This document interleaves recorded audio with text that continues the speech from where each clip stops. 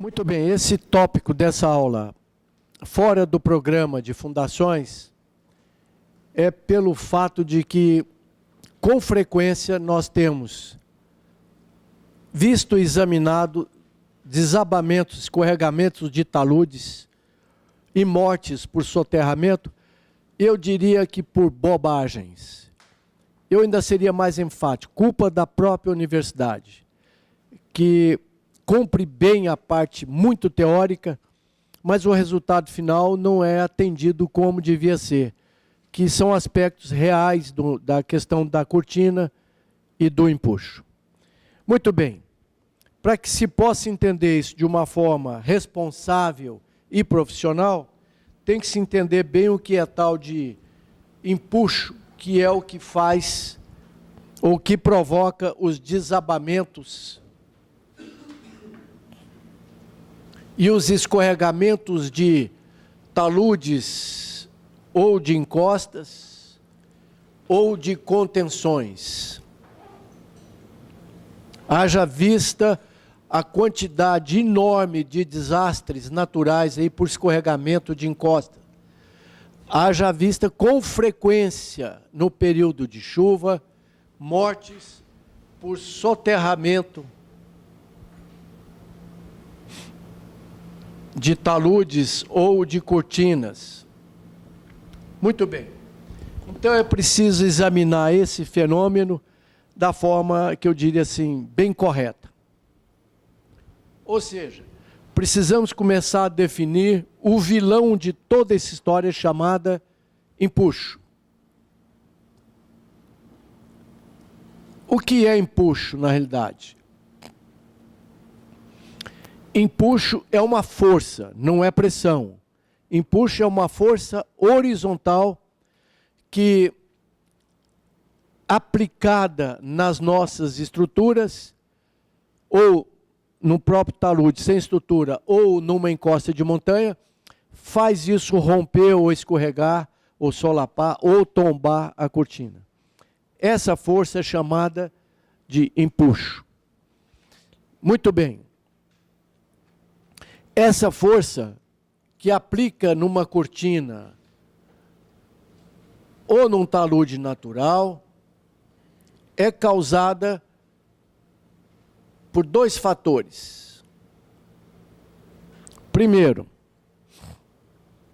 antes de acontecer uma provável ruptura por cisalhamento, ou seja, essa massa de solo em face do peso dela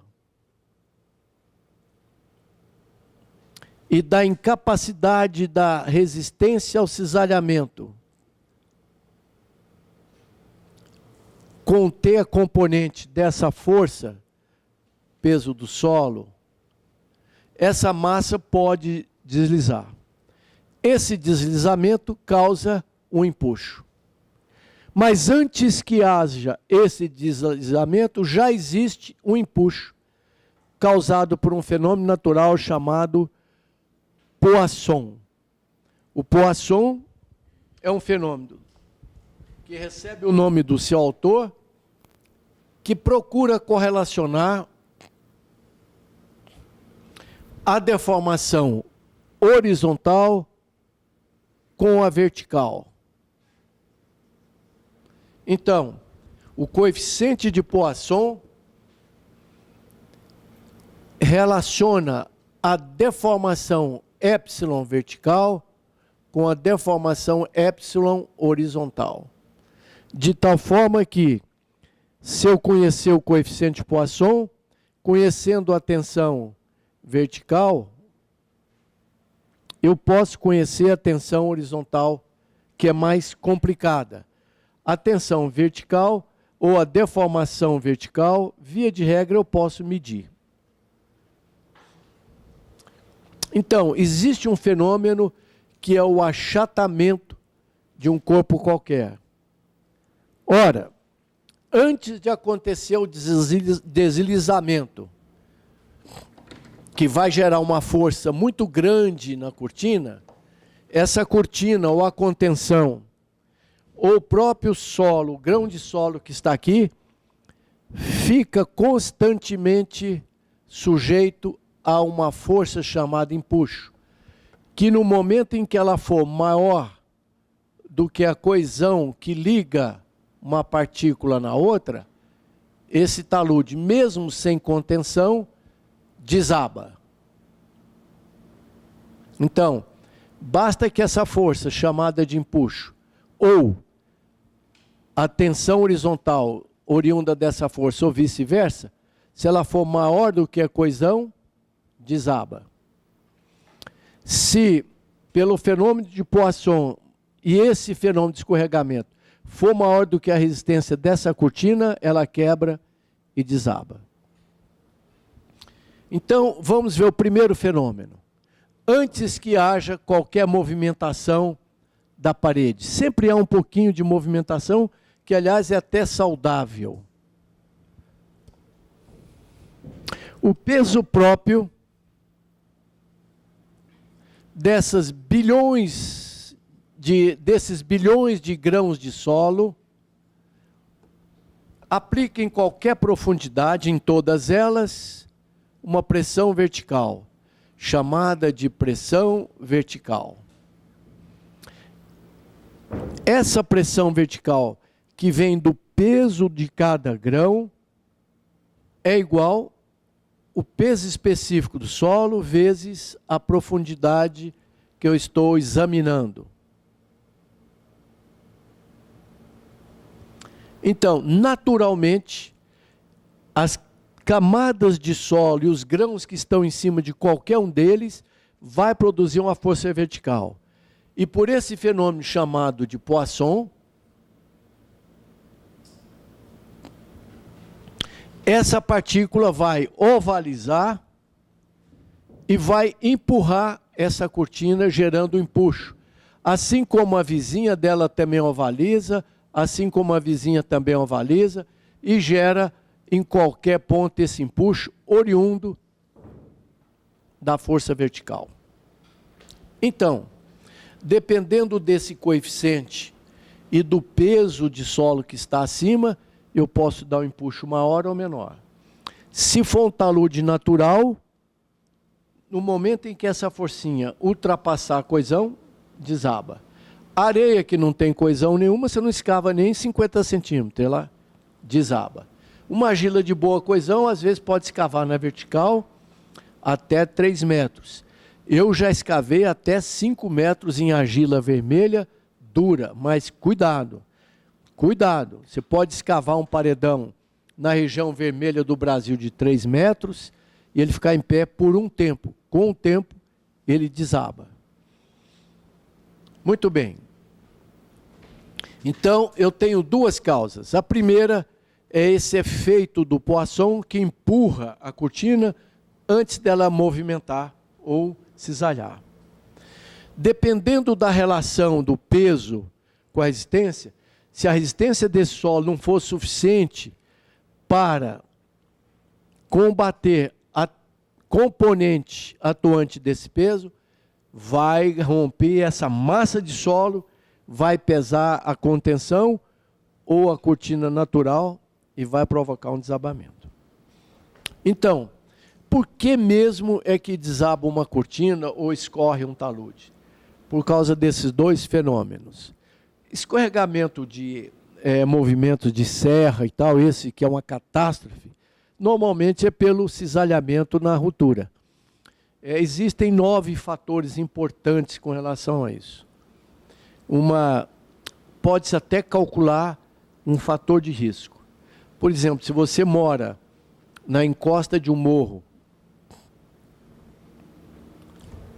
ou se existe uma favela, um assentamento ou um resort numa encosta de um morro, cujo ângulo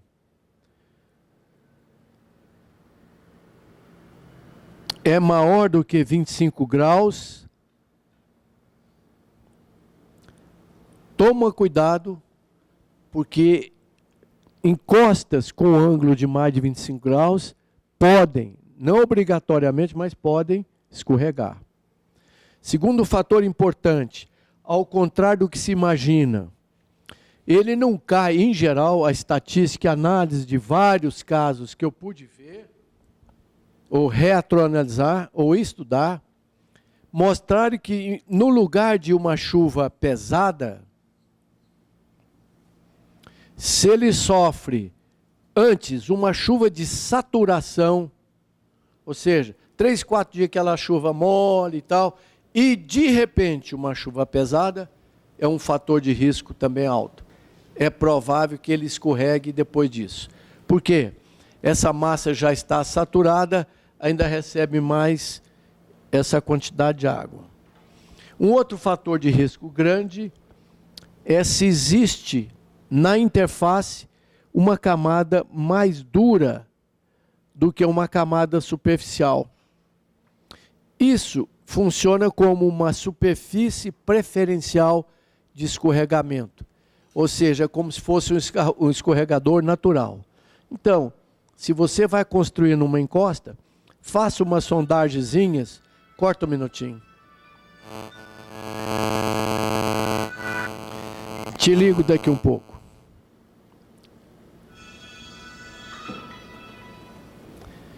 Então, voltamos. Terceiro fator de risco. Se você mora ou vai construir um resort, ou conhece algum assentamento geralmente ilegal e irregular, na encosta de um morro, que tem uma camada mais dura, sob uma camada mais mole de solo, essa camada, a interface, pode se transformar numa superfície potencial de ruptura. Então, é um terceiro fator de risco. Se acontecer isso no talude, é a mesma coisa. Se acontecer uma camada dura com inclinação desfavorável, vai desabar. Quarto fator de risco. Se além de tudo, ainda nessa massa, tiver o que é chamado, uma palavra francesa, chamado debris flow, ou seja, se tiver blocos de rocha,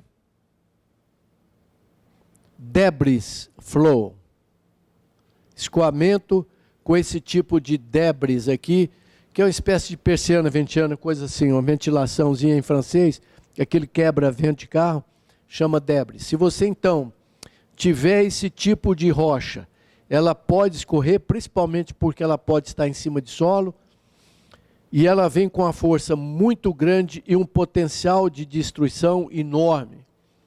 Então não é só lama que vem junto, vem bloco de rocha. Então, ao se construir, ao se permitir assentar um assentamento nessa condição, cuidado com o debris flow. Um quinto fator de risco. Tanto faz aqui, com blocos de rocha aqui, como contenções em solos com bloco de rocha, solos coluviais. Quinto fator de risco. Eflorescência de água.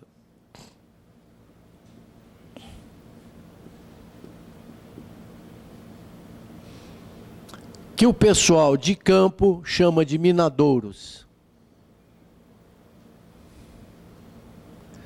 Então tome cuidado se, de repente, no período de chuva, começar a brotar água por aqui assim, ou num ponto aqui assim.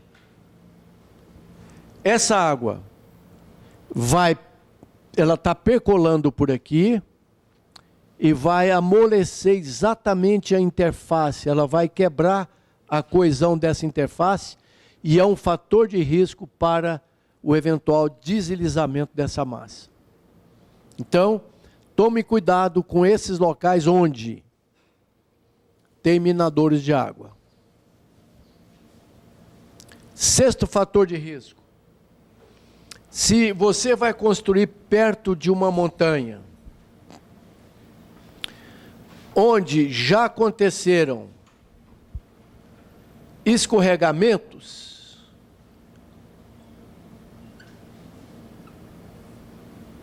diferentemente daquele ditado que um raio não cai 2 vezes no mesmo lugar, Aqui é o contrário.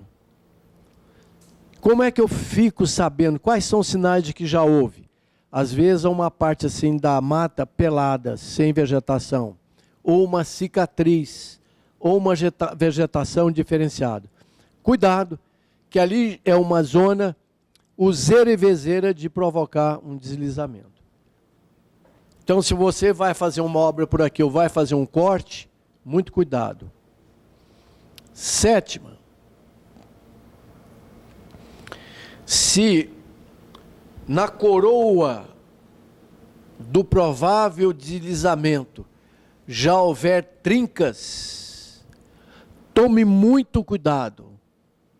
O primeiro sintoma e a primeira providência é colmatar essa trincazinha com pasta de cimento. Se a trinca for muito fina, pode usar uma pasta de cimento assim, de 1 de cimento para 2 ou 3 de água, para ela colmatar essa trinca urgentemente. Chame a Defesa Civil ou alguém da prefeitura da sua região, porque por aqui vai entrar água que possivelmente vai amolecer ou vai enfraquecer a resistência do solo nessa região, e é um fator de risco muito alto. Dificilmente um talude escorrega ou desaba sem avisar. Dificilmente. Às vezes os avisos são muito sutis, a gente não vê. Não é? Existe uma regra prática que eu desenvolvi e já disse aqui nas aulas, e insisto com frequência nisso,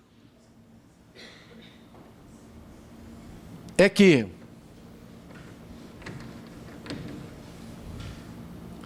se você vai fazer uma escavação de um prédio, vamos supor, de 10 metros para 3 andares,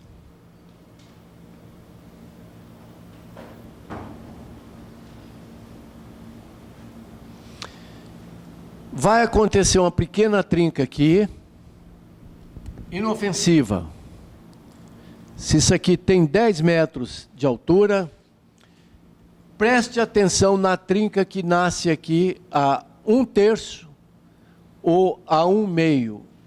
Examinando 28, aliás agora, 29 casos de desabamentos, o último foi ontem.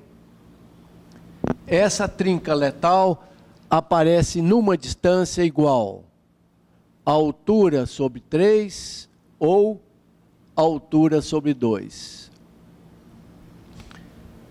É a mesma providência. Colmate essa trinca com pasta de cimento urgentemente.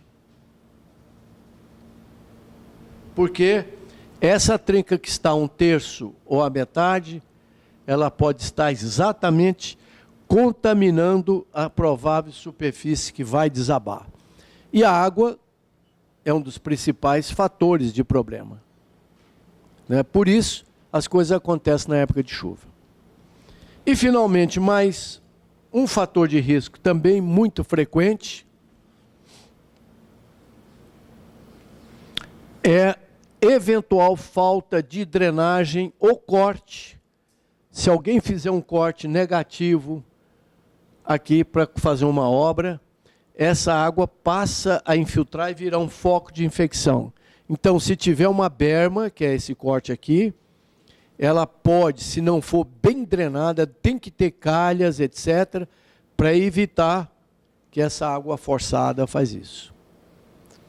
Então, é possível, através dessa experiência, construir uma tabela de fatores de risco.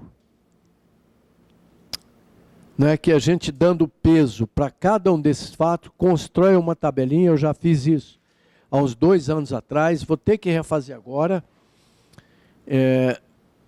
Uma tabela simples para o cidadão que está lá morando na base de um problema desse, possa saber se ele deve continuar ou tirar a família de lá.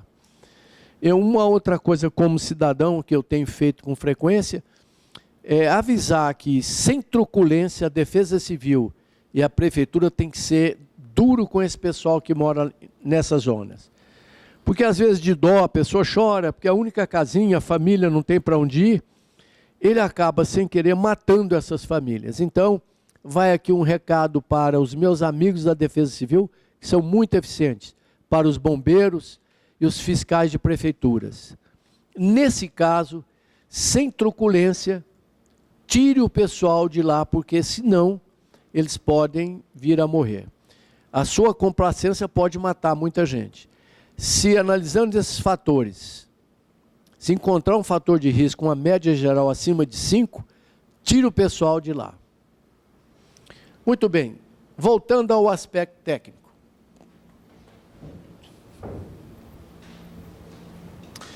O coeficiente de Poisson é um que correlaciona deformações horizontais com deformação vertical. A vertical é mais fácil de obter, porque eu meço. A horizontal é difícil. Através do coeficiente de Poisson, eu chego lá. O coeficiente de Poisson, no universo conhecido, varia de 0 a 0,5. Muito bem. Ao lado e em paralelo com o coeficiente de Poisson, existe um outro chamado coeficiente de empuxo do solo, que correlaciona a tensão horizontal com a tensão vertical. A tensão vertical é fácil de conseguir, porque ela vale a sobrecarga ou o peso próprio do solo, que é γH, e mais algum peso de edifício, caminhão, monte de terra, etc. Aliás, o que faz isso romper não é só o peso desse solo, porque o peso desse solo vai dar uma componente cisalhante aqui, paralela à superfície de ruptura, que é chamada de tensão atuante, que se for maior do que a tensão existente, desaba. Mas se alguém colocar a terra aqui, que é muito comum, o pessoal quando escava o subsolo, amontoa ou armazena a terra aqui. Então, ele está simplesmente aumentando essa componente e mantendo aquela de resistência sem mexer. Então, a possibilidade aqui é muito grande de desabamento. Esse tal coeficiente de empuxo, que é mais ou menos aparentado do Poisson, que permite, conhecendo a tensão vertical,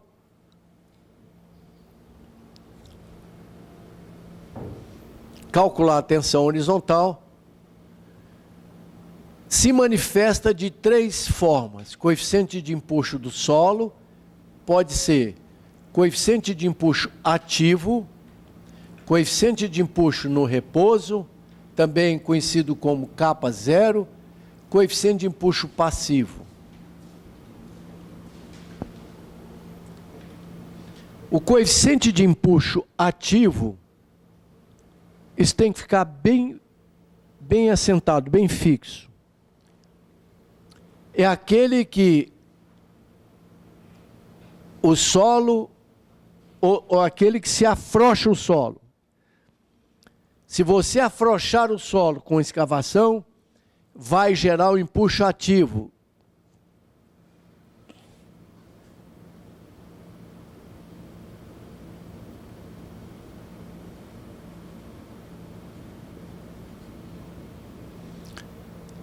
Então, fez uma escavação de tubulão, de estaca ou de cortina, vai ter o empuxo ativo, que é o menor deles.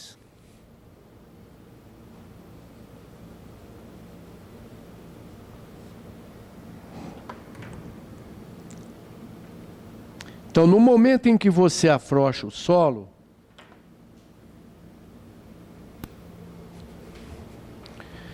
a melhor definição é essa: afrouxa o solo. Depende do ângulo de atrito e da coesão do solo.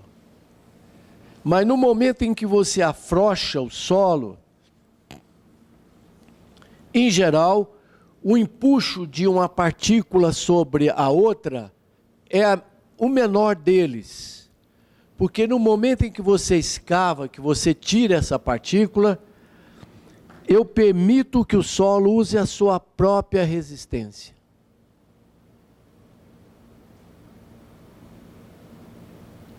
Então, essa mola acaba de uma certa forma, assim por assim dizer, esticando. Se por acaso for maior do que a resistência da mola, desaba. Se não, eu deixo usar a resistência da mola. Por isso ele é o menorzinho. O segundo é quando não se mexe no solo.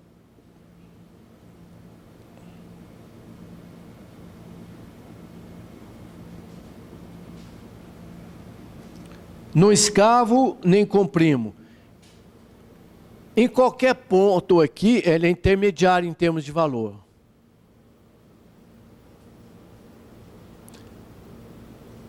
Qualquer ponto aqui a 5, 6, 7 metros de baixo no solo, como ninguém escavou nem comprimiu, eu tenho empuxo intermediário no valor, que é o empuxo no repouso. Se por acaso eu empurrar o solo, aqui então nós, em vez de afrouxar, apertamos o solo com um tirante, com uma estaca cravada. O solo reage com a maior força possível.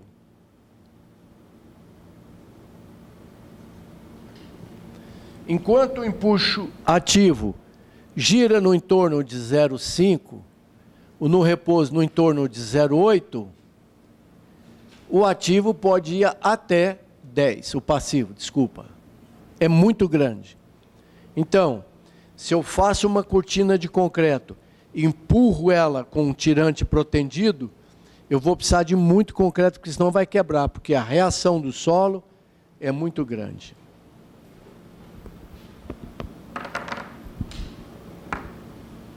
Vamos fazer uma demonstração prática. Qual é o seu nome? É Pedro?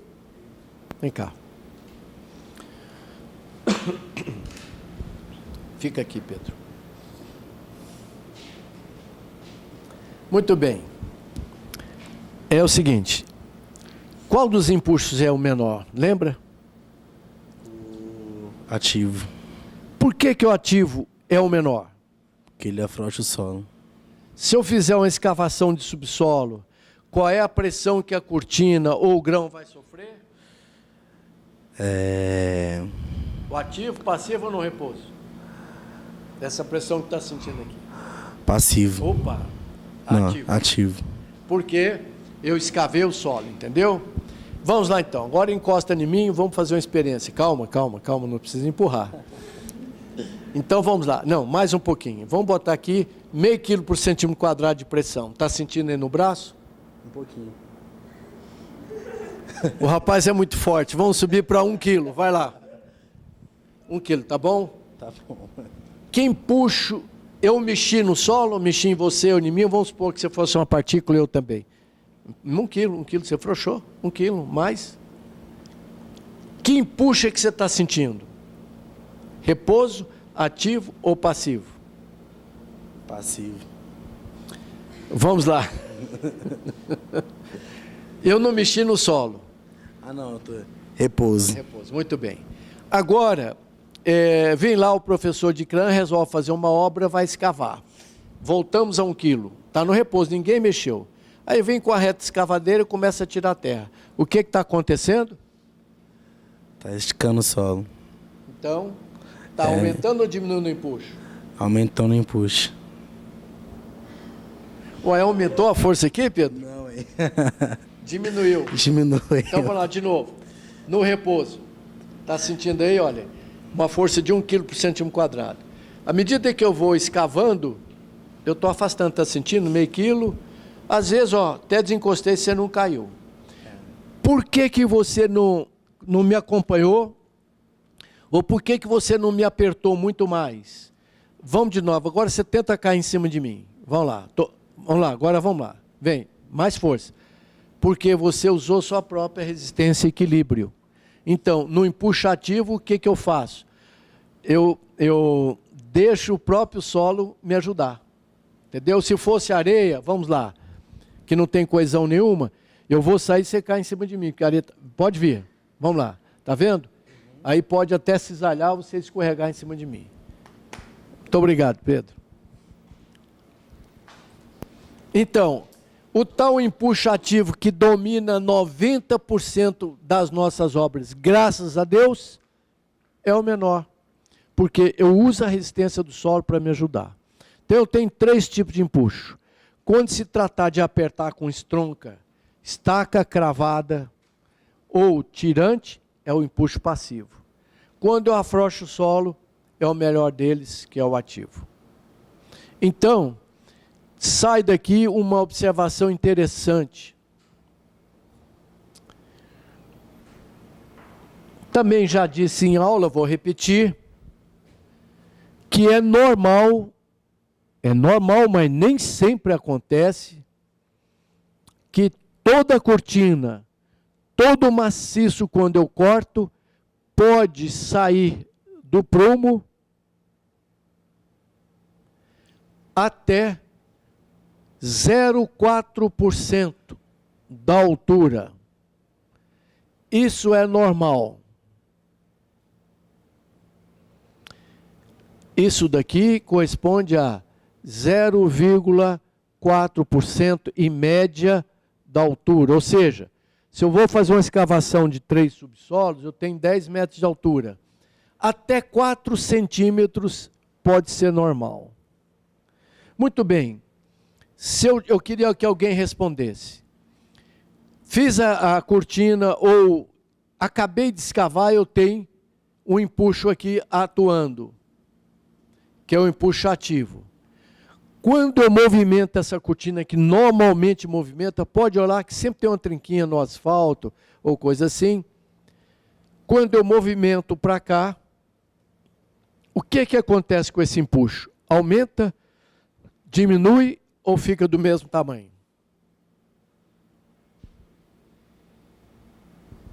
Alguém pode arriscar? Estou com a cortina lá, ela movimenta. Diminui ou aumenta o empuxo sobre a cortina? Puxa. O que eu estou fazendo com o solo? Apertando ou afrouxando? E o empuxo, quando afrouxa, ativo, diminui. Por isso, um movimentozinho é até saudável. A cortina dá uma mexida, o solo faz a parte dele e eu fico de pé. Cuidado, que isso pode desabar, tem limites. Então, esse empuxo diminui quando a cortina movimenta naturalmente. Por isso eu recomendo em toda obra sua, começou a escavar, faça o nivelamento e põe prumo. Além disso, coloque estaquinhas aqui no chão e manda fazer uma planilhazinha e mede essa distância com frequência. Escavou, mede, só para ver se o maciço está andando ou não. Entenderam? Então, 3 medidas práticas profissionais. Começou a escavar, põe prumo. Começou a escavar, põe linha ou topográfica, mede para ver. Começou a escavar, põe estacas. Vamos supor que fosse 5 metros, lembra daquele metade? 2,5 metros a 1/3? Então põe a cada metrinho e manda medir. E fica de olho na trinca. Não conheço nenhum caso que tenha desabado sem trincar, sem avisar antes. Então cuidado com a trinca. Decorre daí um outro fato interessante. As normas inglesas ou as recomendações inglesas dizem que até 2 vezes a profundidade de sua escavação vai afetar as obras vizinhas. Isso é um poço sem fim, ou seja, todo dia tem uma demanda judicial. Na minha experiência, é até 1 vez a profundidade, ou seja, escavou uma cortina de 15 metros, tudo que está a 15 metros vai começar a rachar, piso a bater, etc. Então, precisa tomar muito cuidado. Nesse caso, se tiver obra vizinha, principalmente crítica, obra velha e tal, faz tirante, que é protendido. Não faça o grampo, que é frouxo. o tirante é protendido, ele aperta a cortina, não deixa movimentar muito. Então, se você vai construir próximo de um prédio, perto ou de uma obra qualquer, faça um laudo pericial fotográfico. Por quê? Um dos primeiros sintomas é uma trincazinha no piso da garagem, do vizinho, etc. Depois trincas inclinadas na parede, depois pode vir até ou sobrevir o desabamento, que é muito desagradável. Então, esses 3 fatos são muito importantes. Cuidado com essa trinca e comate ela. Cuidado com esse movimento, marque e observe. Esse movimento pode parecer ruim, mas ele é saudável até um certo limite.